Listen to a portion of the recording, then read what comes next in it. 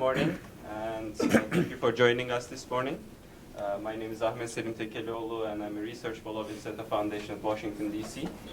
We are exploring an important theme today with a fascinating lineup of panelists. I'll briefly introduce each of our panelists in a few minutes, and actually you have in front of you their bios as well. But just to provide a brief background to the panel, let me say a few words. The idea for this panel originates in SETA Foundation's exciting multi-year project that seeks to examine the trends around Islamophobia in Europe. And as you've seen, there are some copies of this report outside. Two of our panelists, Drs. Enes and Farid Hafez, are leaders in this effort. European Islamophobia project started about 2 years ago, I believe, and produced its first report just recently, and that one focuses on developments in 2015 across a wide net of European national states in the context of Islamophobia. And one of the distinctive features of the report is that it not only focuses on Western European countries, but also Central and Eastern European contexts as well, and that's a major plus. So Drs. Enes, Bayrakli, and Hafez will speak about the context and the findings of the report as its co-editors and authors. And in a spirit of furthering comparative analysis, we've also invited two of the leading experts on American Muslim landscape and American sociopolitical developments. Dalia Mogahed of Institute for Social Policy and Understanding, the ISPU, will explain how American Muslims shape the sociopolitical landscape in the United States and how multifaceted factors generate an exciting to watch 2016 to come, perhaps sometimes even depressing, so to speak. And Saylor from Council on American Islamic Relations, CAIR, will then speak to Islamophobic activities and developments in the US. As a leading civil rights advocate, we'll hear from him why and how post-ISIS, post-San Bernardino, US has faced novel challenges, and some of which were not felt at the same rate even after the horrific attacks in 9/11. So we have a lot to explore. Thank you once again to all of you for joining us today. Our panelists will each speak about 10 to 12 minutes, 15 minutes, and we'll have about half an hour long Q&A session at the end before concluding the panel. So without further ado, let me introduce our first speaker, Dr. Enes Bayrakli. Dr. Bayrakli. Okay. Thank you very much, Ahmet, Selim. I would like to thank also SETA DC for inviting us today. And I would like to start first, why did we prepare such a report? What was the purpose? And the main idea behind this, because we need a report such a this report in Europe, because there is a lack of study on regarding the Islamophobia in Europe, and we still face a continuing absence of reliable and nation as well as European-wide data on Islamophobic incidents. In 2014, only 5 states of the 57 OSCE member states officially reported on hate crimes against Muslims, whereas civil society reported on 21 countries. In the first report of our annual project, we were able to do 25 countries. This is one part of the gap where our report attempts to make a contribution. We want to include also other countries in the next year, like Russia, even also Turkey, because Turkey, although Turkey is a Muslim country, still we face Islamophobia in Turkey as well. So it's so that also explains that Islamophobia is not also somehow related if a country is a Muslim country or not. You can find Islamophobia all around the world. The other aspect is that still many people in Europe would even not recognize that there is such a thing as Islamophobia or anti-Muslim racism. To give just an example, in the daily Austrian newspaper Der Standard, an article was published highlighting the main findings of our report in March. And within the first 6 hours, there were 1,000 comments about the about this report. And after another day, it were more than 2,400. So public is interested in Austria. And as a matter of fact, we couldn't even find a single positive commentary among those. One commentator says, Europe needs another Prince Eugene. For those of you who do not know who Prince Eugene von Savoy was, he was a general of the Imperial Army who fought back the Ottomans at the Siege of Vienna in 1683. And Andres Bering Breivik, in his manifesto 2018, a European Declaration of Independence, drew exactly on this narrative of a historical everlasting war between Christianity and Islam. So another post says, the problem with Islam is that it is a comprehensive totalitarian ideology with an own law. So we can clearly see with these two examples the unquestionable negative framing and narrowing down of the imagination of these people called Islam. So in our report, we could also observe a long-established fact of racism studies. Islamophobia works without Muslims. So this could be especially shown in countries where only very small numbers of Muslims live. Although the fact tells us that Muslims never part of any kind of terrorist attacks in these countries, the conspiracy of an Islamization of Europe was used by a number of high-ranking politicians in these countries, such as Latvia, Lithuania, Poland, Central or Eastern European countries. So by far, it was not only the fringe right-wing politicians who used Islamophobia. In contrast, it was mainstream politicians who made use of it. The far right indeed profited a lot from the public discourse and the general alienation of Muslims in the perception of many people in Europe. The report was able to show that all right-wing political parties use Islamophobia to mobilize the electorate and legitimize their policies. A general effect of this is that a more and more hostile language in political debates could be observed in many countries. So with no doubt, three factors determined the debate on Islam and Muslims throughout Europe in 2015. So be it in France, where the two terrorist attacks had taken place, or a country like Lithuania, which is far away from these incidents. In addition to these two terrorist attacks, the so-called refugee crisis represents a third pillar in the striking rise of Islamophobia in political discourse throughout Europe. Regional as well as national elections were debated around these issues all around Europe. The Paris terrorist attacks had wide policy implications, especially in the field of counter-violence and extremism projects. But let me now come to some specific aspects we discovered in our report. In the aftermath of Paris attacks, the public climate has become more aggressive towards Muslims. Not only in France did the number of attacks on mosques and Muslim people rise enormously in quantity, also the security apparatus profited immensely by being highly subsidized. After Paris 13 November attacks, public authorities, notably by raiding mosques, Muslim associations, and by targeting certain imams, bolstered the by now largely shared view that Muslims are a security issue in the country. Assaults against Muslims, mosques, and Islamophobic discourse more generally skyrocketed both after the Charlie Hebdo and Bataclan attacks. As already said, this had deep implications also on other countries. Most notably, in Belgium, peaks in Islamophobia correlated with events in Paris, but also countries that are far away and that were not related to Paris attacks were concerned. For instance, in Austria and the Czech Republic, the recorded number of harassments on the streets and violations against Muslims has been increasing. The fact that we were able to report that may have only to do with a heightened conscience on the side of Muslims who seem to have become more active in talking about these discriminations after the debate on Daesh has become omnipresent. The discourse on Daesh has also helped political parties as well as new social movements to organize. One famous example is the Pegida movement, and Pegida and its branches, as well as the Identitarian movement, a manifestation of European new right, are two most famous social movements to be mentioned here. So while some reports argue that Islamophobia is still marginal in education, the labor market and the polity, Islamophobia is on the rise in the media and especially in social networks, as a number of reports from Albania to Greece reveal.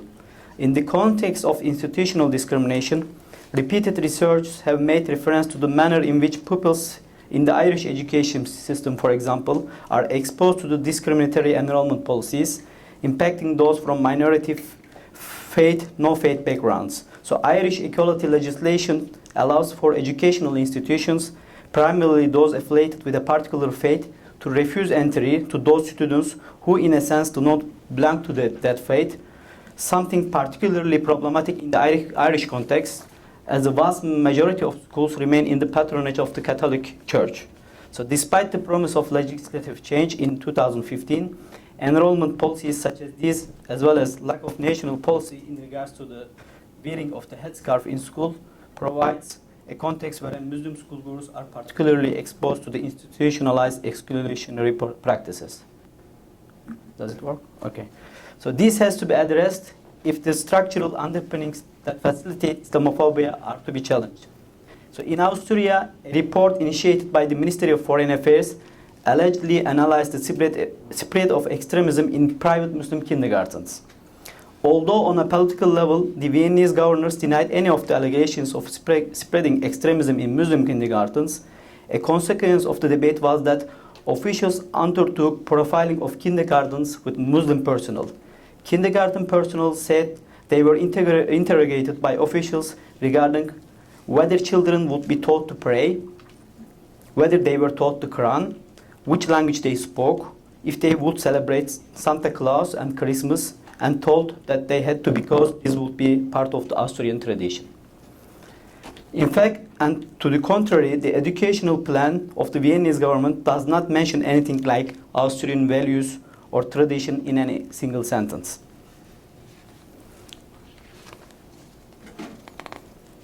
Okay, how long? About 4 minutes. 4 minutes. Okay, let me summarize. I can speak more, but we don't have much time, so I want to now come to the concrete policy recommendations of our report throughout all Europe. Actually, each country report has specific policy recommendations to that country, for that country, because these 25 countries all are different, they have their own problems, but we can say that throughout Europe there are certain things that has to be done to counter the Islamophobia. And these policy recommendations, first of all, I think hate crime legislations should be adopted in all European countries that acknowledge one's religious identity as being a basis upon which one may be targeted. So in order to collect data about Islamophobic incidents, victims' registers must be introduced in all European states. Thirdly, in order to help the victims of Islamophobic attacks, counseling services for victims must be established in all European states. Another important point is journalists, lawyers, security officials, and legal authorities in all European countries should be educated by qualified personnel in regards to Islamophobia. Another, I think, important aspect is that Muslim civil society has to be empowered with information to combat Islamophobia, especially in the direction of the creation of a consciousness of the illegality of hate crimes. Educational institutions and stakeholders have to work towards creating an alternative narrative of Muslims in the respective countries, which will work to dispel the widely accepted negative image of Islam. And civil society actors must also push for legislative change in the context of school enrollment policies, as we have seen in the Irish context, so that all members of the respective societies are treated fairly when accessing education. Governments must draft a policy that ensures that the rights of religious minorities to manifest their faith are respected in education and the workplace, and this must not be left to the preferences of individual boards of management or principals. Discrimination on the job market towards Muslims, and especially Muslims who wear veils, is a widespread phenomenon all throughout Europe. So this should be recognized and seriously addressed by better legal regulations and the creation of a relevant consciousness. Civil society actors must engage with media actors, outlets, in terms of publication and broadcasting of standards in order to reduce or minimize the use of racializing discourses vis-à-vis Muslims and other minority communities. The civil rights violations experienced by women wearing headscarves should be addressed by lawmakers and politicians.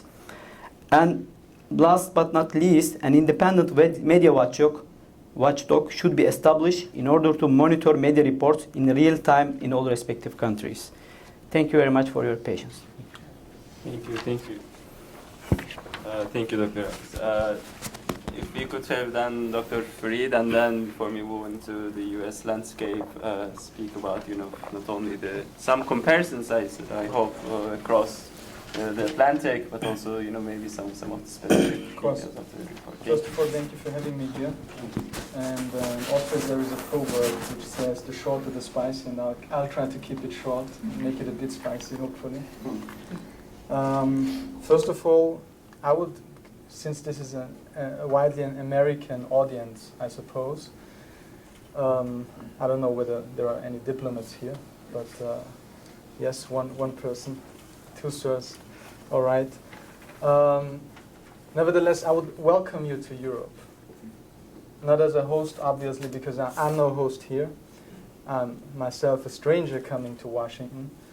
But in a metaphorical sense, welcome to Europe, because what has been going on the very last years in the United States, what I see on the level, at least of on the political landscape, on a discursive level, in terms of party politics, is something we have been witnessing since 15 years. So also, if we look at what kind of strategies the Tea Party, more far right of the center-right political party, the GOP, is using, then we can see a lot coming actually from Europe. I myself, as somebody who's coming now from Vienna, and Vienna has been the city where Adolf Hitler was trained in terms of anti-Semitism, and the old mayor Karl Lueger, who was then the mayor of Vienna, who was a strong proponent of anti-Semitism, he used a slogan which was called, "Vienna shall not become Jerusalem." And in the 1990s, where the far right in Western Europe generally was more looking at the scapegoat being the stranger, it was Vienna should not become Chicago. And 10 years later, after 9/11, we had Vienna should not become Istanbul. And I remember, I think it was Pamela Geller, who was then saying, New York shall not become Mecca, right? You see lots of transatlantic exchange and ways of learning from each other, different far-right groups, be it social movements, be it political parties, that learn from each other in the ways they use the way Islamophobia as a campaigning tool.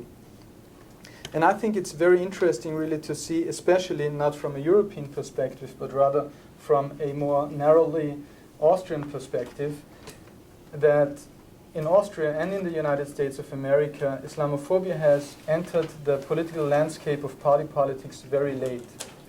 Not immediately after 9/11, like in many other countries of Western Europe, but rather, I would say, in the United States, it had very much to do with the presidential election campaign in 2008. And in Austria, it had very much to do with the far right not being anymore in power in 2005, when the coalition broke up and the far right ruling party from 2000 to 2005 again went into opposition. And what we see here is actually a phenomenon which tells us a lot about how Islamophobia came into being on a discursive political level. And that has a lot to do with who is in power and who is not.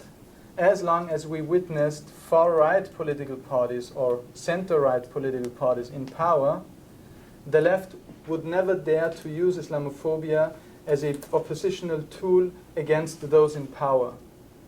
So even when George W. Bush, after 9/11, he went to the mosque saying Islam is a religion of peace. We all remember that. And that was because, I assume, for his mobilization, there was no point in mobilizing the electorate. He was already in power. But it became an issue when Barack Obama was running for presidency. And the very same thing we see also in many European countries like Austria. So in that sense, I think we can very clearly see that Islamophobia has a lot to do with the question of holding power, stabilizing power, and widening power. The problematic thing here is, as soon as somebody started the whole discourse, everybody may use it. And what we see and what is called in these days Trumpism, and the extensive use and widening of the Islamophobic theme is that there are not anymore any moral borders. And when there are no moral borders, the citizens of the respective countries will feel very empowered to do something about what politicians talk about. So we could see and observe in many countries, and I think the Bridge Initiative of the Georgetown University also showed that this happened here in the United States. Whenever there was a big discourse in the media or in the political debate, then this had an immediate effect on everyday life of Muslim people in terms of being attacked, not only verbally, but also physically. Or as Enes has already revealed, what we saw after the Paris attacks is in France, there was a rise of 500% in terms of attacks, physical attacks on mosques. And in one case, it was even a gun that was used, which is, I know for you Americans, not so special, but I would say for European, still, it's something out of the normality, right? So this kind of discourse enabled it to normalize a kind of a racist discourse that denies Muslims their right of existence. And I would like to show that with an example which has been very recently talked about, the issue when Sadiq Khan became mayor of London. What we witnessed was a great debate about, some people were celebrating it, obviously. A Muslim can be a mayor of a major European city. And some people were interpreting this as the loss of the European civilization. What we saw in this discourse, I think, and what is behind it as an idea in this right-wing discourse of seeing something very bad in it, is that people dare to speak about who is Muslim and who is not when some act of violence is done. But whenever you talk about being a Muslim is done with something being positive, then this is denied. Why? Because it interrupts the whole mainstream racist discourse of the Muslim being the normal. And that's what we're witnessing, for instance, when we look at Germany, and you see there is a big debate whenever a governmental a person in government argues that Islam is part of Germany. Then you always have like half a year a debate about, well, is that really the case? Are Muslims a part or is Islam a part? Blah, blah, blah. At the very same time, I think talking about the far right should not bring us to the point to neglect that we do have a structural problem of racialized hierarchies. This is especially difficult to speak about in continental Europe, since at least, although you had 400 years of slavery and you still are facing many problems with the problem of the post-slavery society, still there is an ability to speak about the notion of race. While we as Europeans, as the enlightened, as the secularized, we do not speak about race. Race is not existent anymore since 1945. We have overcome race. And because of that, there is no awareness. And when Enes talked about this issue of we have to raise consciousness, then this is really an issue in Europe. Because there is no consciousness, there is even something as institutionalized racism. But let me take a few examples to show how problematic it is to stay focused on the right wing and at the very same time deny that there is a bigger issue going on with Islamophobia and racial hierarchies in the dominant society. And I would say the United States serves as a perfect example. I mean, although you only in 2007-8, Islamophobic populism entered the national political landscape, you already had many problems after 9/11 in terms of surveillance programs, the whole CVE issue, although it was not named that way before, and other issues like, for instance, take in Europe, a perfect example would be here Germany. where you do not have a far-right political party on a national level in the parliament, but you can very clearly see that all the racist discourses that are there in Western Europe, you will also find in German. But in that case, it is perpetuated by those who are in power who claim to be centrist as political parties. So there is a wider issue at hand. Today in the morning I was reading something in the New York Times, since on Sunday we have elections, and maybe for the first time after 1945 a far-right politician may become president of the Republic of Austria, and that's not only unique for Austria but unique for the whole of Europe. And an author, a white author, was saying, quote, "By accepting daily verbal assaults, we are legitimizing a public discourse that may one day translate into political decisions." And I found that very interesting. Because what I really realized in this statement is, and what this statement reveals, is that the dominant society is widely neglecting the problem of Islamophobia. I mean, we do already have bans of mosques and minarets in Switzerland, in 2 counties of Austria. We do already have the ban of hijab in France, Belgium, and the niqab in parts of Germany also for Muslim women working in the school. So there are already, the legislation is already there. So that shows us a lot. It shows us that the dominant society is widely ignoring that something like Islamophobia is really existing. And that's something we can see throughout the Western Hemisphere. So what I want to stress here is that when we speak about Islamophobia, we do not speak about Trump or about Norbert Hofer, who is running for presidency in Austria, but we speak about a wider issue. And in this sense, I would just like to conclude with a definition that we were using for our European Islamophobia report project, which says, when talking about Islamophobia, we mean anti-Muslim racism. So Islamophobia is about a dominant group of people aiming at seizing, stabilizing, and widening their power by means of defining a scapegoat, real or invented, and excluding the scapegoat from the resources, rights, definition of a constructed we.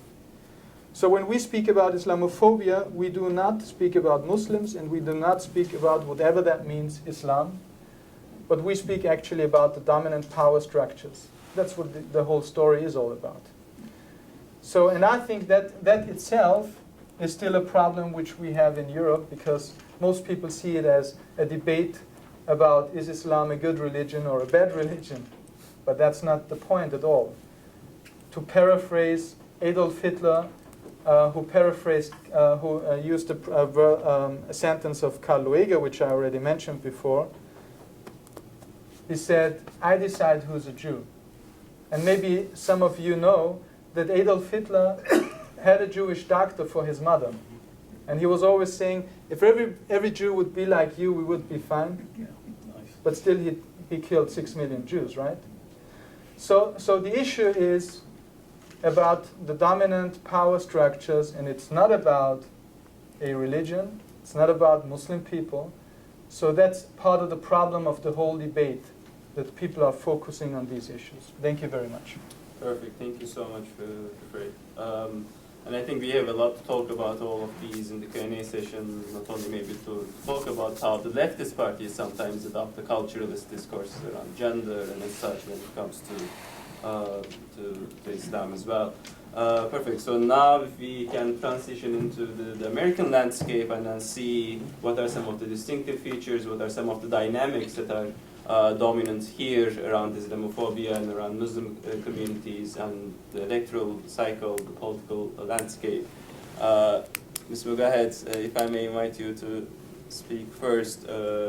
ISPU has been doing a lot of interesting research about these matters, and has established itself as a reputable think tank research institute, not only in DC but also in Michigan as well. So your perspectives on how not only the comparisons can be driven from the European experience, but also things specific to the American landscape. Okay, great. Thank you so much. And good morning to all of you. Congratulations for making your way out here despite all of our transportational problems, which I condemn, by the way. I condemn transportational problems in DC. As a Muslim, they are completely against Islam. So having said that, I can now begin to speak about Islamophobia. I wanted to actually bring in maybe a different point, which is what I believe is the danger of Islamophobia to every single American. So a lot of times we do narrow Islamophobia as a danger to minority communities, which of course it is. But we neglect the danger of things like Islamophobia to the broader public. And I think that that's underexplored. So I want to focus most of my remarks on that piece. Islamophobia presents at least two dangers to America. I think it makes Americans less safe and it makes them less free. And I'll start with less free. First, there's a report that you can grab the executive summary out here. It's called Manufacturing Bigotry, where ISPU found that Islamophobic legislation really opened the door for state-level legislation that curtailed the rights of many other minority groups. So the working theory was that anti-Muslim legislation at the state level was not an isolated phenomenon. And we looked at that, and we found that there was an 80% overlap between legislators that were proposing anti-Muslim legislation and legislation that curtailed the rights of other marginalized groups, other minority groups, including suppressing the votes of African Americans and Latinos, including breaking unions, including laws that would curtail the rights of women to seek reproductive services, reproductive health services, including laws that targeted other minority groups and other marginalized groups. So Islamophobia opens the door for the marginalization and the violation of other people's rights as well. This is not an isolated phenomenon. And we explain in this in this report that it really has to do with the demographic shift that we're witnessing. And it was somewhat, I'm taking no credit for it because it was written before I even joined, but it was somewhat prophetic to the Trump phenomenon because it really showed that starting with really the election of Obama, there was the beginning of this sense of fear that by, we know that demographically by 2050 or earlier, America will be majority non-white. And this is not something that, some people are welcoming or excited to have happen. So this legislation is sort of a preemptive defense mechanism. We also, if you look at around the same time when President Obama was elected, the Southern Poverty Law Center documented a sharp increase in hate groups. Interestingly, there was a sharp increase in just general hate groups, but even a sharper increase in anti-Muslim hate groups right around that time. Now, if you look at public opinion research, and it's really interesting what you said about the fact that Islamophobia doesn't need Muslims. Islamophobia also doesn't need Muslim terrorism. When you look at American public opinion and how it's changed over the past 15 years, when you look at right before 9/11, 2001, up until 2013, anti-Muslim sentiment spiked in America 3 times. In the run-up to the Iraq War, not after 9/11, and around the 2008 and 2012 elections. So it is a political tool of some, either in getting votes in the case of election cycles, especially among Republican primary voters, or in the case of the run-up to the Iraq War, to garner public support for a war. So Islamophobia hurts other minority groups and it hurts other Americans. The other way that Islamophobia hurts Americans and makes us less free is it feeds us fear. It feeds us fear, and at a neurological level, fear is the enemy of freedom. So when you actually look at media content analysis of American news media, especially TV news media, what you find is that 80% of American news media about Islam and Muslims is negative. Now, 80%, I hope, sounds like a big number, but just in case you aren't quite getting the gravity of that, when you look at the portrayal of North Korea, okay, North Korea, designated terrorist state, which has openly threatened us, it's 72% negative. So you have a community of 1.6 billion people and countries that most of them are actually allies, more negatively portrayed than a country that has been designated as a threat to our country. The another interesting report found that, some people dismiss that. It's like, oh, news media was probably all Fox. It wasn't, actually. It was MSNBC, it was CNN, and of course it was Fox. And that people will still dismiss that as, well, TV news, who watches that, and it's not reliable. Well, another study found that the New York Times, right, the elite newspaper, the supposedly liberal newspaper, portrays Islam worse than cancer and cocaine, according to another study. Now, if we're being fed fear at this level, 24 hours a day, even by publications that we rely on to be objective, perhaps even left-leaning, what does that do to us? How does that impact us? Well, again, a number of studies showed that just at a general level, fear, when people are afraid, on a neurological level, they're more accepting of conformity, authoritarianism, and prejudice. 3 things that erode the very foundation of a free society. Another piece is it makes us more willing to accept policies that are either military interventions in Muslim countries, that was one study, and domestic policies that curtail the rights of minority groups, specifically American Muslims. So it makes us less free. Whether you're a minority, whether you're just a member of the dominant culture, you're still less free when you are fed fear day in and day out. How does it make us less safe as Americans? Well, the first way, which I hope is obvious, is it feeds the terrorist narrative. Islamophobia directly feeds into terrorist narratives that there is an inherent and irreconcilable conflict between Islam and the West. We know that there's actual Trump video footage used in propaganda videos that come out of a group like Shabab. This is not a theoretical link. This is a direct link. They are using this rhetoric to make their propaganda videos. So it makes us less free in that way because it feeds into a narrative. The second way it makes us less free is it contributes to the psychological license of hate crimes. So Muslims, people of color, and people perceived to be Muslim are a part of our country, and it threatens their safety. It really does. There is a direct link between anti-Muslim rhetoric and anti-Muslim or anti-people believed to be Muslim hate crimes that has been documented by the Bridge Initiative and other groups, as well as CAIR. Bullying. There was a report and an article that came out just yesterday about bullying, where 20% of students generally, and people, oh, everybody's bullied. Well, no, yeah, a lot of people are, but here's what it showed. 20% of students generally report being bullied. That number for Muslim students is above 50%. And 1 out of 5 of those cases are actually at the hands of the teacher, not other students.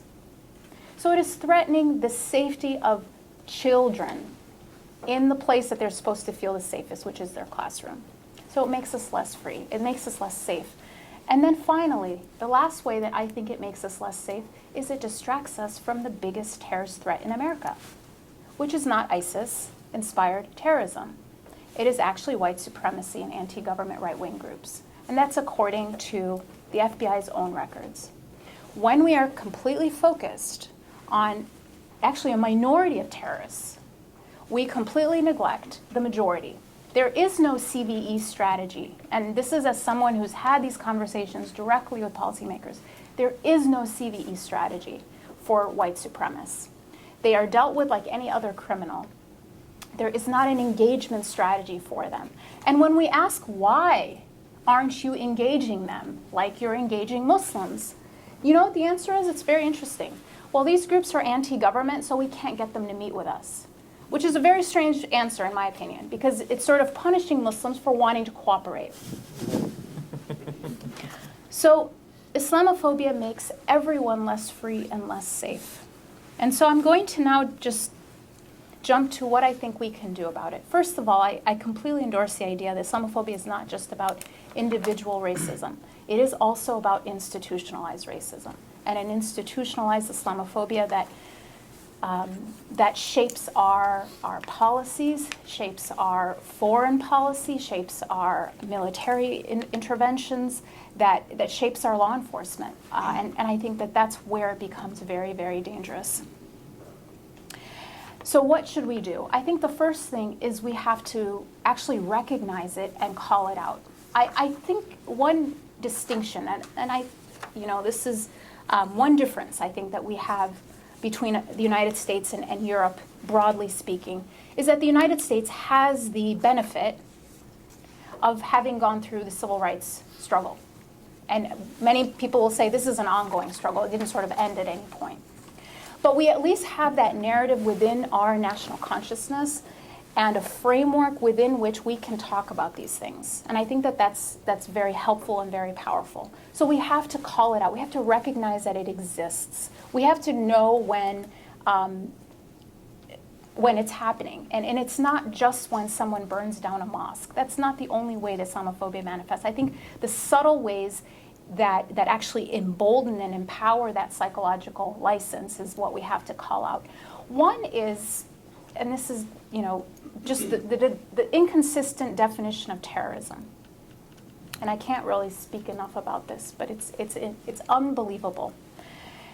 When something like, so there's sort of two ways that this happens. One is that when terrorism is committed by other people. Why are people so surprised when this statistic is shared, that the majority of American deaths at the hand of terrorists are actually killed by non-Muslim terrorists? Why is that shocking to people? Because there is very little, if any, media coverage of it. One incident that I share sometimes is a gentleman who was convicted in August of 2015. He was convicted of possessing a weapon of mass destruction, planning to target mosques, and to kill President Obama. He was sentenced for 99 years, and nobody has ever heard of him. This story is not one you've ever heard of, even though it is of this kind of gravity, and had the identities of the would have been perpetrator and the victims been switched, we certainly would know his name. He was even associated with a white supremacist group. He's actually a member of the KKK. So it wasn't even like a lone wolf. He was actually a member of the oldest terrorist organization in the United States, which many African Americans will point out to you. So a member of a terrorist organization was planning to kill the president, use a weapon of mass destruction to kill Muslims, got 99 years in prison, and you've never heard of him. So that's just one clear example. The other one is how we define terrorism. I will never forget a headline in the Washington Times, right here in our the nation's capital, which was reporting on an interesting report out of Duke University, the one that I mentioned, sort of some of the findings that the majority of American deaths are not at the hand, the majority of American deaths that are being killed by terrorists. And let me just make absolutely clear, that's only people designated as having been the victims of a terrorist act. These are not mass shootings. Mass shootings are a completely separate thing. If we add mass shootings, there would not even be a contest. This is just actual terrorist acts. The majority of Americans killed by terrorists in America are at the hands of non-Muslims. So this is what the report was, and they were reporting on it. And the headline was, "Report finds most American casualties at the hands of white supremacists, not terrorists." That was actually the actual headline. So this inconsistency in even understanding terrorism is something we have to call out. The second thing is we need to build coalitions. This is not an isolated problem that is affecting the 1%, which is Muslims, are 1% of the population. This is affecting the 100%. This is something that every single American who cares about our democracy should be standing up against, especially Americans and people of color, because it affects them even more. But any American of conscience should be standing up against this, and we do need a wide-based coalition against this phenomena. And then finally, I think that we need to celebrate success. Because there are so many, and a lot of times these panels, they are depressing, right? We leave thinking the world is ending. But there are so many examples of people doing the right thing. And I'm just going to give one example because time is short, which is one of my favorite examples because nobody has ever heard of it, and I think it's such a cool story. But so Trump tweeted something out that was Islamophobic, which is not the story, obviously. That's just, it's a Tuesday if that happens. But what happened in this specific case is that Miss Puerto Rico responded to him in a tweet and basically sort of like agreeing or endorsing his position, and it was like basically an Islamophobic tweet. And she was eventually suspended, actually her title taken away, she was actually stripped of her title as Miss Puerto Rico, which is very surprising, right? Because the Miss America organization is not sort of known for being overly offended by Islamophobia. I mean, you might know that Trump is actually associated with it or might even own it. So this is not why this happened. So how did this happen? How did she actually get stripped of her title? It was a social media campaign in Spanish on the part of Puerto Ricans, most of which have never met a Muslim, that the hashtags were embarrassment and you don't represent us. And it was that groundswell of opposition from ordinary Puerto Ricans against their own, beauty queen. For no reason, they don't, this is not, their issue, but they could see why it was wrong. And it was because of that that the organization had to accommodate that public uproar and actually strip her of her title. So with that, I will yield my time to Corey. All right, thank you so much, Ms. Mogahed. This was great. So we'll move quickly to Mr. Corey Saylor, who on this note about civil rights movement is one of the leaders at CAIR, who is an American Muslim civil rights organization, and heads the Department to Monitor and Combat Islamophobia at the CAIR national headquarters. So we'll hear from him. I'm sure he has a lot of things to report. And just one scoop, they have a new report coming out soon as well. So be tuned for that.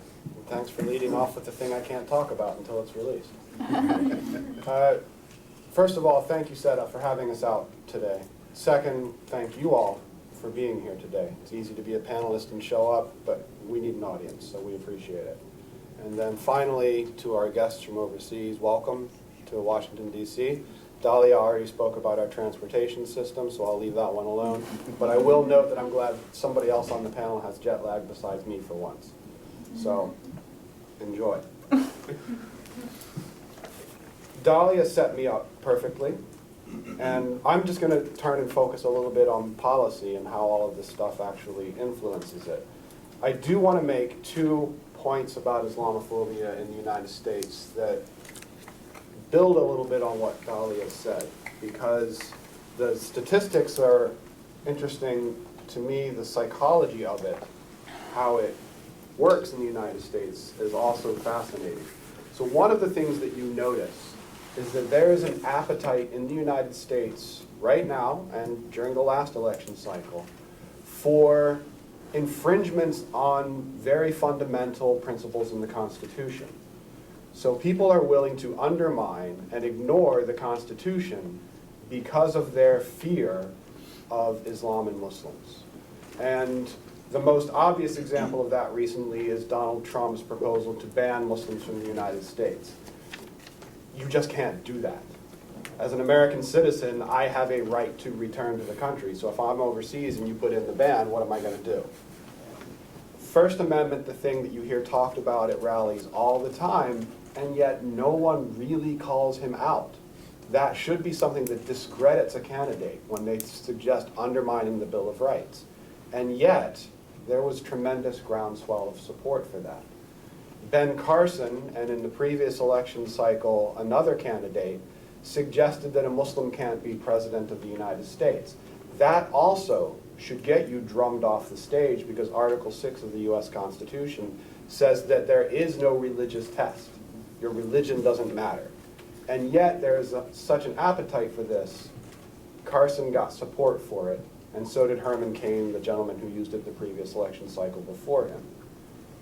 The other thing that you see in terms of just undermining basic American values, when you watch the images on television of the civil war in Syria, I don't think any human being's heart doesn't feel horrified by what we see.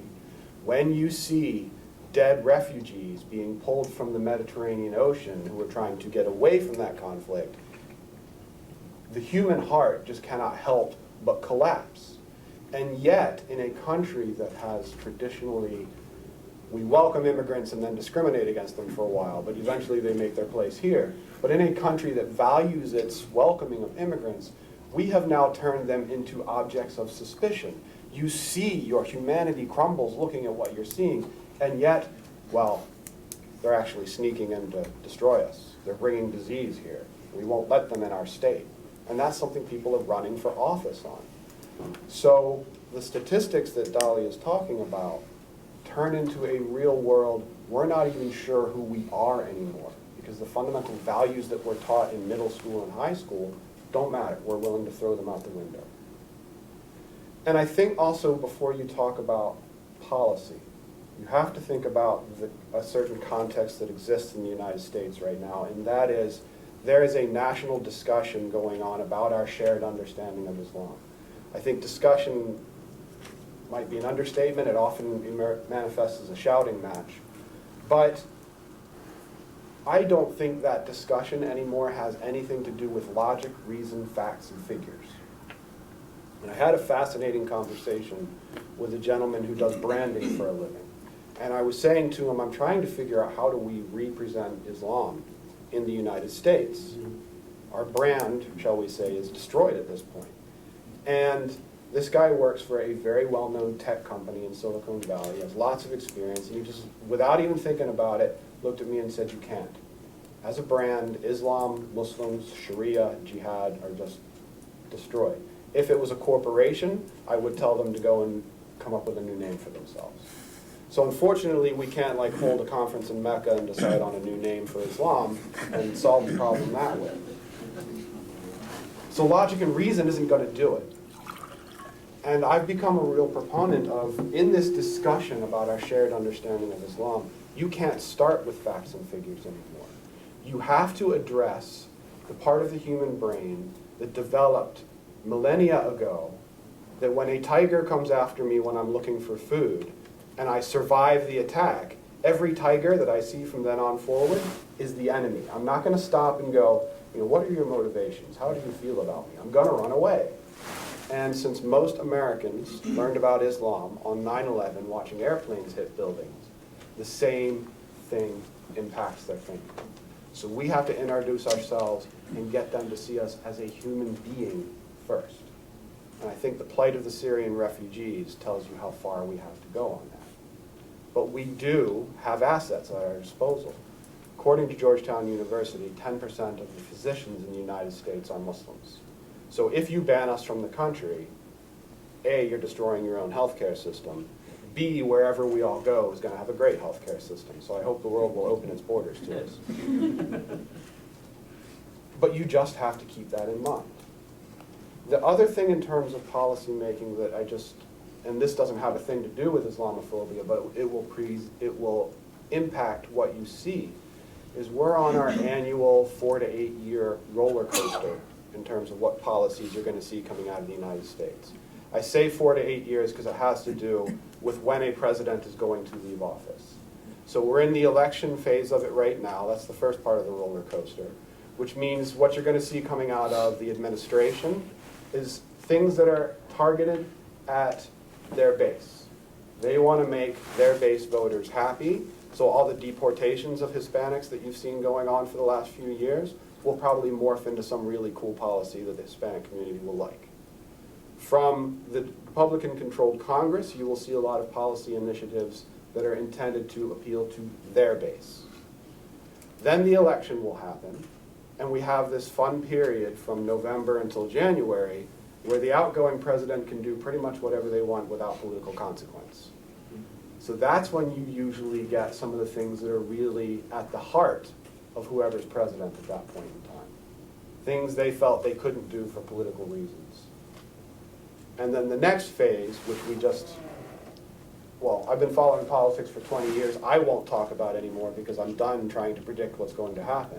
But whoever the next president is will then set the policy tone from that going forward. And it could be that we get a continuation of Barack Obama's policies, some of which have been good, some of which have been very problematic as a Muslim, or we get someone else and we'll see what happens. So that said, well, there's one more part to that roller coaster that I want to talk about. And I think it's a very important thing to keep in mind. And I am not a security expert, but I have learned this point from security experts. So anybody who is in security, what I'm about to say, you don't need to have the FBI come and question me later. They already know this stuff. Al-Qaeda, Daesh, they're ideological allies. And I've looked long and hard for a good academic term that sums that phrase up. I just can't find one. So I'll refer to them as devils from here on forward because I think that's the only word that applies. But I believe very much that those devils are very intelligent. I may disagree with them. I may hate what they stand for. But they have shown an intelligence in their strategy. And they have said openly that their strategy is to try to turn Western Muslims against the countries they live in. And one way to do that is in the aftermath of an attack. So I have no doubt in my mind that they are hoping that someone will carry out an attack against this nation in the run-up to the election. Because given what we saw after San Bernardino, that will completely remove any remaining logic and reason from the discussion about the election. So I can guarantee you that everybody in this room is united against preventing that. But we have to be very pragmatic when we look at the people who want to do harm to our nation. So I have 3 implications and then I'll stop. And these are very broad implications in terms of policy, but I think they need to be incorporated into specific implemented policies. One, if you want to overcome the messaging of the devils, essentially you must project unity. They want us to turn on each other. They want Donald Trump saying the things he has been saying. That helps their cause. Dalia very eloquently pointed that out. We, as people of reason, cannot allow that to happen. We must remind people. In Paris, one of the first people that was killed after the Charlie Hebdo shootings was a Muslim police officer responding to the scene. The most people that are killed by violent extremist groups, Muslims. All of us are united against them. We cannot allow the narratives of particularly political candidates for office who are seeking to exploit fear, we cannot allow them to turn us against each other. We, as speaking from the American context, have to be very pragmatic, but we must project our ideals to the world. So our ideals, in my opinion, are one of the things that make us most appealing to the rest of the world. This notion that you can come here and be judged on your merit and work hard and be rewarded for your hard work. Those are the things we really want to be projecting. If we're projecting our fear to the rest of the world, then we are essentially doing the work of the devils, the violent extremists, for them. And I think right now, too often, our policies look like fear. right? Let's build a giant wall across the border of Mexico and have Mexico pay for it. Good luck with that, but doesn't that make us just look like we're terrified? So you can say these colors don't run, but listen to the policies you're proposing. It projects a state of discomfort. It projects, in my book, fear, not our values. And then the last thing, we have to be proportional. So Dalia already spoke about the types of groups that are involved in terror acts in the United States. When your countering violent extremism program is piloted in Boston, Minneapolis, and Los Angeles, and the folks at the table look around and they're all Muslims, they have a difficult time listening to your public talking points that, oh, our program is targeted at everybody, because the reality in the room is not so much. And I think this notion of securitizing Muslims, of suggesting that mental health providers and educators should no longer have those relationships with young people, the relationships should be I'm checking you out to see if you're a radical or not. That kind of disproportional shotgun approach to the problem ends up doing more damage and doing more alienation than it does help. I know for a fact the American Muslim community has a very good track record of when they see people of concern turning them in. We are so good at it that we've actually reported an FBI informant to the FBI while he was trying to recruit people into violent extremism. So I know we're good at it. Coming to us and telling us you're not doing enough job and the government is here to save you is one of those things that in American society just doesn't go over that well. So I think I'll leave it at that. Those are my three broad proposals. And again, look forward to the question and answer session. Perfect. Thank you so much, Mr. Saylor. So as you've seen, there's a lot of insight and perspective on the panel. We are a little bit delayed, so I will not use my usual rights to ask a few questions, although I have a few burning ones. So I'll please ask you to raise your hand if you have questions, and to please keep your questions short and to identify yourself. Yes, sir. Microphone coming. Okay.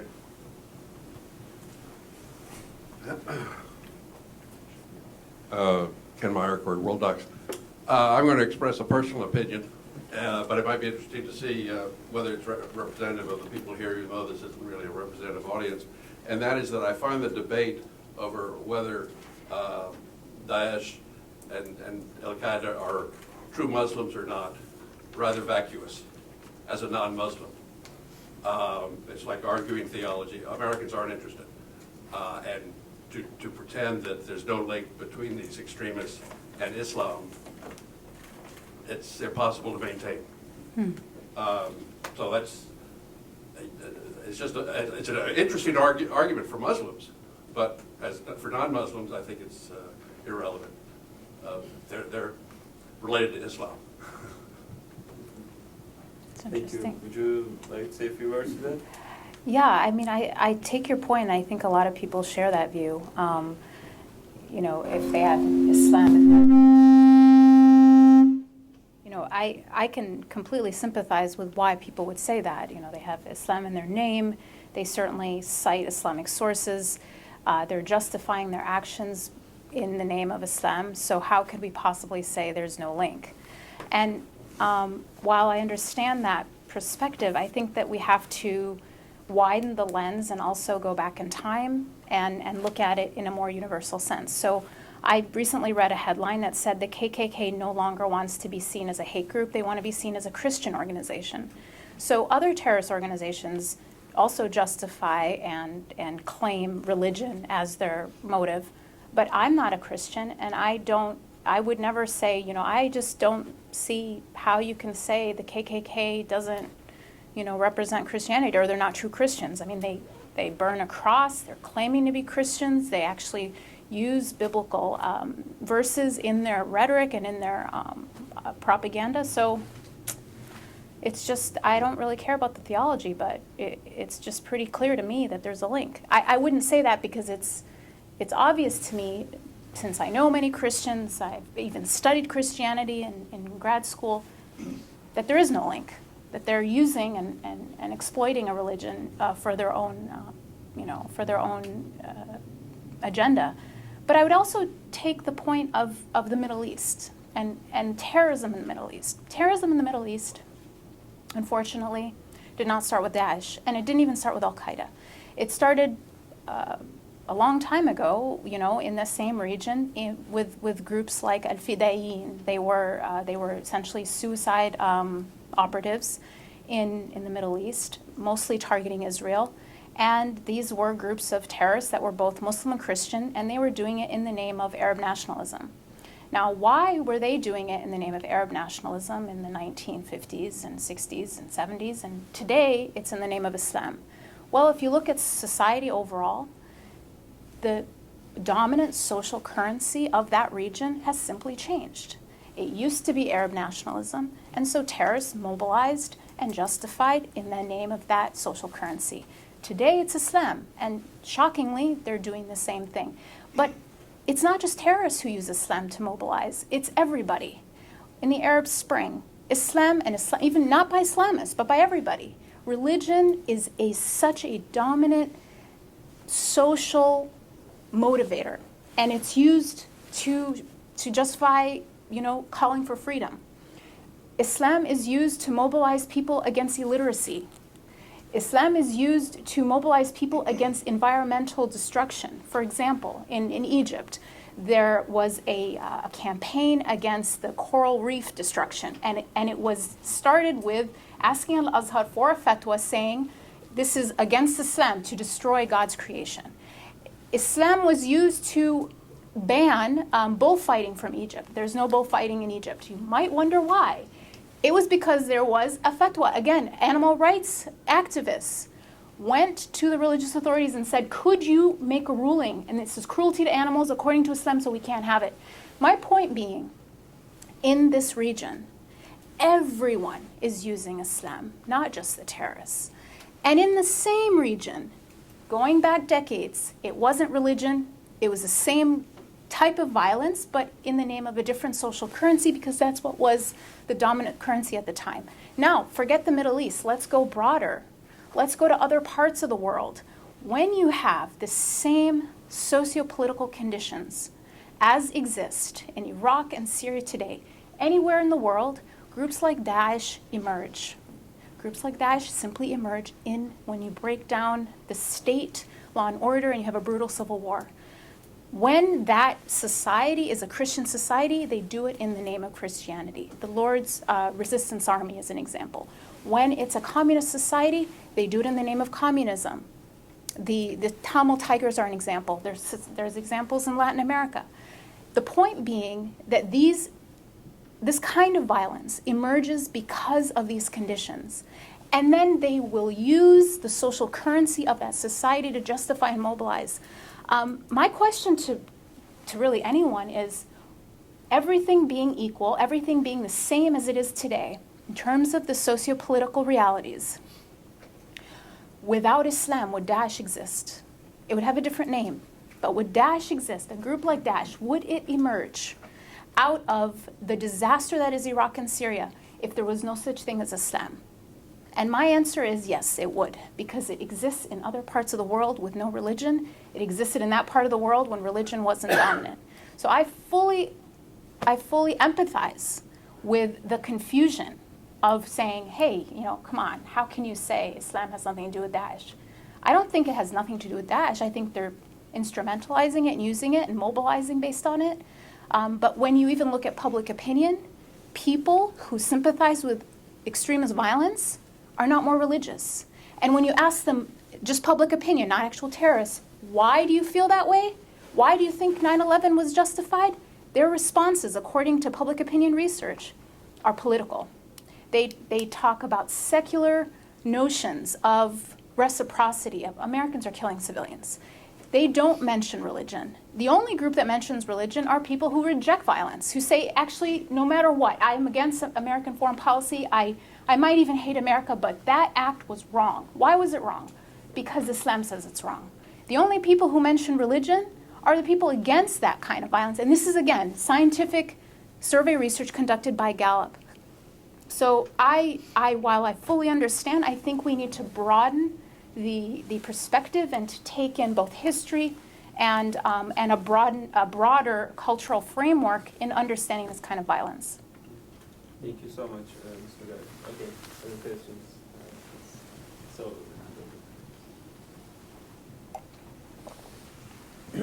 Hello. My name is Alicia Carroll. My question is, during the course of this discussion, a lot of the Islamophobia that you've described seems to be a cultural phenomenon. It's something that is part of, unfortunately, part of people and how we're behaving and how we're reacting. Do you believe there's a place for national government policy in correcting this problem and adjusting it? Or do you think it needs to be approached from a local and grassroots level? could we maybe get, Mr. Saylor, and Maybe then we could- one European response to this as well? Europe first, then the guests. No. Maybe we could act, otherwise the time will expand. Yeah, so let's just take this one and then we'll Okay. start collection. Maybe you can start and then we can. Let's go back to the Ku Klux Klan. The ideas that they promote are despicable. But the federal government continues to allow them to exist, as it should. As long as they stay within the law, what they say and do should be protected. As much as I find them to be horrific. So what happened, though, is in the 1920s, they used to be popular. They had representatives in all facets of government. And now being associated with them is frequently a political deal killer. Your career is over. And that happened because of society, not because of government. And I believe in the same trajectory for this issue. Society is what will change things. The civil rights movement didn't come out of nowhere and get government to, government acted and all of a sudden everything was solved. Society moved and laws were implemented as a result of that. So I do believe it has to come from that angle. Grassroots up. Thank you. Would Dr. Bayrakli or Dr. Hafez, would you have a perspective from the European experience about this? Because state-society relations and state-religion relations are framed differently in Europe than in the United States, or at least in parts of Europe than in the United States. Just more from a theoretical perspective, I think the whole issue is not about people, not about behavior, not about cultural attitudes. It's very much about power structures. I mean, it's funny to see in the more liberal framework of many European nation states where radical right-wing or extremist parties are often deemed to be the bad guys. The political elite describes itself as elitarian and enlightened and whatever. And they would say, well, it's only the masses. We do that because we fear the masses are all going to the far right. If we don't feed those fears, the other ones will do it. Right? And I think historically you can very clearly see, take anti-Semitism. Anti-Semitism would never have developed the way it did in Austria if there was not the University of Vienna. That's where it comes from. It was scholarship. It was political power structures that spread that kind of ideology in the masses. So from that perspective, I think it's what we have to have, although I completely agree with what you said, but what we have to have is really a change of mind in with those people who are in power. I would like to comment about Daesh and the link. Islamophobia is about representing Muslims as a homogeneous group. And the Daesh actually wants to create a homogeneous Islam as well. So Daesh is against diversity among the Muslims. Muslims are a very diverse group. But Daesh is the biggest, I think, the threat against Muslims today. So actually its main target is the Muslims. And in Turkey, let's say, we face every month a suicide bomb from Daesh, and they are mainly killing Muslims in Turkey and all around the Middle East. So I think that shows us that what Daesh is trying to achieve. I mean, the main aim is not to invade United States, but to gain territory in the Middle East, and that's where the Muslims live. Thank you. I think I saw a hand in the previous cycle over there, and then we'll get one more. And come on. Ken Dante. My background is as a therapist. I'm always kind of looking at these issues, whether international or internally. First off, I'm not sure who speaks for Islam or if anyone can. To me, I studied Sufism for many years, so I was in a more moderate Indian form of that. And what I notice in the world is there's so many different divisions and different schools and different beliefs, some of which people belong to and don't. And it's very fractured. So when I hear people are anti-Islamic, I don't even know what that means anymore because there's so many different variations of that. Now, what you said, which makes great sense to me, the American line, is that you judge a person on their merit. You receive them, you build relationship. To me, that's the peacemaking that I can engage in as a citizen, as a person. But I also look at religion as a force. It's almost like the anthrax. If you remember after 9/11, there were all these anthrax attacks. And people had weaponized the anthrax. So anthrax exists naturally in nature.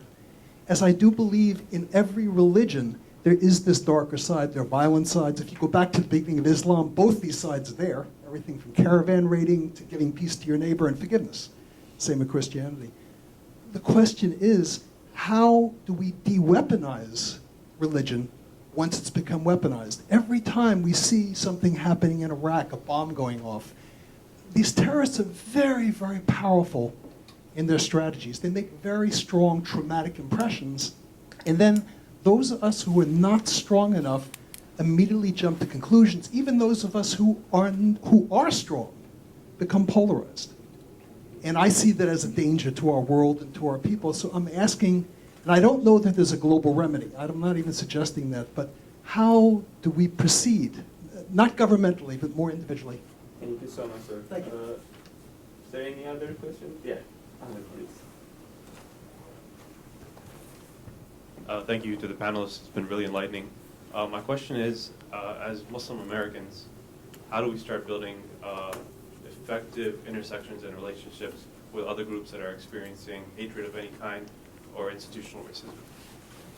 Thank you. And then I'll add one more question, and then let's get. Sorry? There is a question. Do you have one question, sir? Yes, please. Let's just get them, and then we'll collect all answers. We'll maybe go a little bit beyond our maybe time. Okay. Yeah. Very quickly, how do you change the American perception that what's going on in the Arab world, in the Muslim world, we don't want here? We don't want a dysfunctional state like Egypt, Algeria, Iraq, and Syria. Of course, we're partly responsible for that. How do you change that perception? And the second question is, many people have called for a reformation of Islam. I'm not sure exactly what that means, but I know of one example was recently stated. A 14-year-old girl was in class being taught about Islam, and she had a question. And the professor said to her, or the teacher, I don't know, if you've got a question about Islam, you do not belong in this class. How do we change that perception that it is so dogmatic and so one-sided? In the Torah, for example, we question everything. We usually have two opinions for everything by the same person. So how do you change that? Thank you. Very interesting discussion, by the way. Perfect. Thank you so much. So the final question that I'll throw in is about this consequential issue of law enforcement policies. Both Mr. Mogahed and Farid Saylor, they've talked about the CVE aspect, the countering violent extremism aspect. And as I gather, ISPU is holding another debate on the CVE discussion at Istanbul Convention, which we all look forward to. I can expect that it will be heated. But my question is to our European panelists. Where do you see, some of the results of law enforcement perspectives on Islam, and how do they sort of, tap into perhaps some of these Islamophobic discourses or experts, as we've seen in the American Muslim landscape? And what are some of the government policies that you were able to observe as part of the report over here? Okay, so who would you like to start? There was this one question in the back about, how do we sort of de-weaponize religion once it becomes a tool in the hands of those who pervert it? And there was another question about the American Muslim sensibilities developing, and then sort of had a question about, reforming Islam and different interpretations of Islam. Finally, the CVE question. So, would you like to I got give volunteered. it a try All to think? Trying not to be the guy who dominated things. What I'll do is just address one particular question. I could address all, but I don't want to spend another 20 minutes. So your question went right to the report that the organization I work for, the Council on American Islamic Relations, will be releasing in the next few weeks, has a strategy in it that goes to the heart of what you're talking about. And I'm only, at this point in time, allowed to talk about one of our 4 points, and it happens to be the one that answers the question you asked. So thank you very much. I couldn't have set that up better. Right after 9/11, I went to a very well-known African-American civil liberties group, and I said, we need your help with racial profiling, to one of their leaders. And the guy looked me dead in the eye, and he said, I don't remember seeing you at the table when we needed help with it. Fair point. Rather embarrassing for me, but it's been with me for years. And so when we held a summit recently and we had discussions about these things, one of the things that came to the forefront is, if as Muslims we believe, or we look at the Sharia, and we see the 2 goals of Sharia, which are be a benefit to humanity, avert harm from humanity, not just Muslims, but humanity. I would argue to you that we've failed in that in the period after 9/11. You can say, we've been preoccupied with just survival, but I believe our faith pushes us to something greater. So how do we start building that? We need to get out and show these other movements that we're not just giving lip service to Black Lives Matter, immigration reform, and other issues, that we are there with them. I don't think it's our place to go to Black Lives Matter and say, hi guys, we're in charge now. I think it's our place to go to Black Lives Matter and go, tell us what you need, we have our backs, and act on it. When you do that, you will start to undo some of the massive damage that the constant media coverage has done to the religion of Islam, because people will see you no longer as the Muslim, but as the ally I have on this social justice issue. Thank you. Thank you. Dr. Farid, would you like to? Yeah, just 2 speak short to comments. One is, regarding this whole Islamophobia, the notion of Islam and Muslim in the world of anti-Muslim racism and the concept of Islamophobia is, and I can only stress that, it's not about an ontological category. It's not about real beings. It's about a perception, an invention, an imagination of the racist. So Jean-Paul Sartre was saying, if the Jew would not have existed, the anti-Semite would have invented him. So the Muslim and Islam, in the imagination of the Islamophobe, is an imagination, is an invention. It's not about a reality. So all these discussions about the reform of Islam, or do we need, the question of the reality of the Muslim community has nothing to do with all that. So, and I think by arguing this way, we are just mixing different issues up. And that's not helpful for the whole discussion, because it leads our concentration, our focus on the minority that ostensibly is the first target group. But as Dalia has already said so correctly, it's about the whole of the society. It's about how we are changing our European or Western constitutions in our nation states, and how we are changing democratic orders into more authoritarian orders. So that's what our focus should really be about. So the whole debate about should Islam be reformed and which Islam fits better into, let me say it a bit provocatively, into a racist society, that's not the issue. Mm-hmm. The issue is a completely different one. And I think this again is only part of the perception that we have gained through the Islamophobic discourse, that we see the religion of Islamic Muslims as being such a kind of static, dogmatic, and this and that. But that's not about the reality. So I know this is a problem because people on one side are not educated, and as my colleague has said before, the education here in the States, it seems it has entered the US masses by 9/11. So there is a problem here. between non-education and racist perceptions. But nevertheless, at the end of the day, if we talk about this kind of institutionalized racism, our focus has to be power structures. And not, so we have to have another panel if we want to speak about Islam and Muslims, and don't mix that up. Absolutely. Thank you. Thank you. Maybe you can go in order, Ms. Mogahed. Would you have a few words on this topic? Well, so the question I think that hasn't been answered yet is what do we do when we weaponize a religion? What do we do about that? And I think it's an excellent question, because I actually think that while certain things can start, while conflicts can start because of political motivations, when that rhetoric gets repeated, those people do become radicalized and then take a radicalized and weaponized maybe version of their religion and internalize it. So I think it's a long process of re-education. But I also want to point out one thing. This might, and this is not glib, this is really actually a serious point. The Quran predates 2000. The Quran predates Daesh, right? Daesh didn't exist before 2003, but the Quran did. And I'm not making that to be glib. I'm not trivializing the problem of religious extremism or of violent extremism. But I think it's important to just take that in and understand it. The Quran predates all of these things.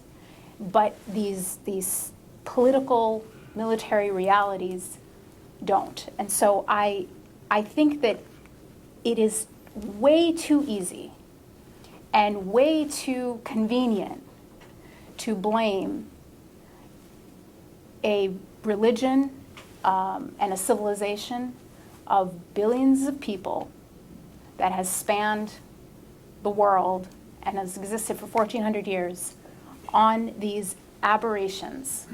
It's too easy and too convenient, where we don't have to dig deeper, where we don't have to really ask about the complex reasons why these things emerged.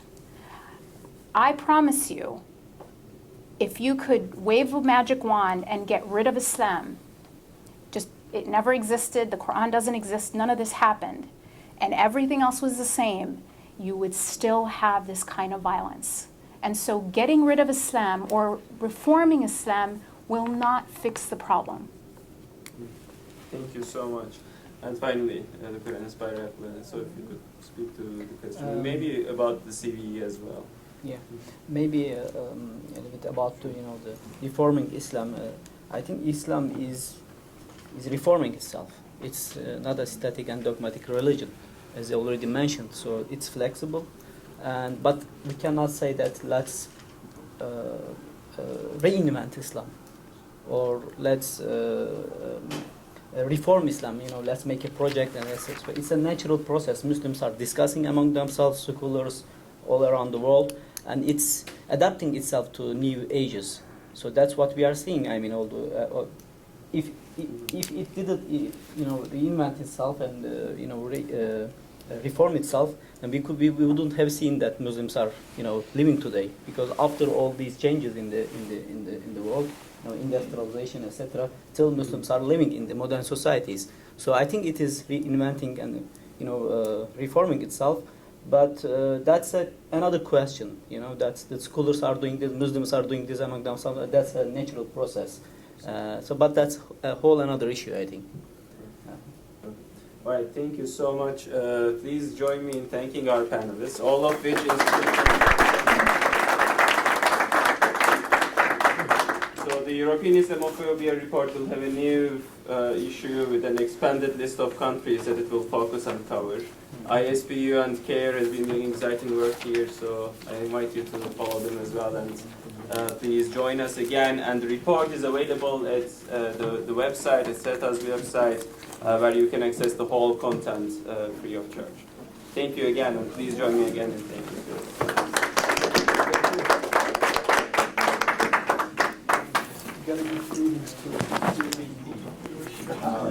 Countering wide.